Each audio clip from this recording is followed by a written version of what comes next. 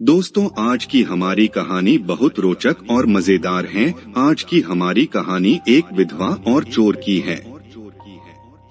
एक छोटे से कस्बे में मीरा नाम की एक विधवा रहती थी। पति को गुजरे 5 साल हो चुके थे। मीरा अकेली थी। बस एक पुराना सा घर और कुछ सिलाई बुनाई का सामान ही उसकी कमाई का सहारा था। वो लोगों के कपड़े सिलकर किसी तरह 2 वक्त की रोटी जुटा लेती थी।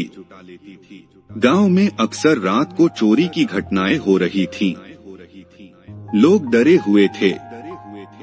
एक रात जब पूरा मोहल्ला सो रहा था, मीरा भी अपनी झोंपड़ी में सोई हुई थी।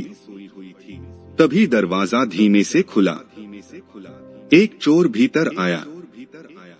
हाथ में टॉर्च थी, आंखों में भूख और लालच। उसने इधर उधर देखा। न तो कोई गहना था, न कीमती सामान, बस एक पुराना ट्रंक जिसमें कुछ सूती कपड़े और सिलाई का सामान पड़ा था। वो जैसे ही ट्रंक खोलने लगा, तभी मीरा की नींद खुल गई। वो डर गई, लेकिन उसने कोई शोर नहीं मचाया।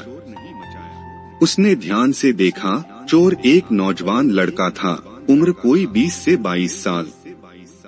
मीरा ने धीमे स्वर में कहा, बेटा, जो ढूंढ रहे हो वो यहाँ नहीं मिलेगा, लेकिन भूख लगी हो तो रसोई में रोटियां रखी हैं। चोर हक्का बक्का रह गया। उसने ऐसे जवाब की उम्मीद नहीं की थी। थोड़ी देर खामोशी रही। फिर चोर ने कांपती आवाज में पूछा, तुम मुझसे डर नहीं रही? मीरा बोली, डर तो बहुत कुछ खोने का होता है बेटा। अब खोने को कुछ बचा ही नहीं। बस इंसानियत है, वो भी चला गया तो क्या रहेगा। मीरा उठी, रसोई से 2 रोटियां और थोड़ी सब्जी लाई। खा लो बेटा, फिर जो चाहे ले जाना। चोर की आंखें भर आईं। उसने रोटियां हाथ में ली, पर खा नहीं पाया। फूट फूट कर रो पड़ा। माँ, उसने कहा, मैं चोर नहीं बनना चाहता था, पर हालात ऐसे बन गए।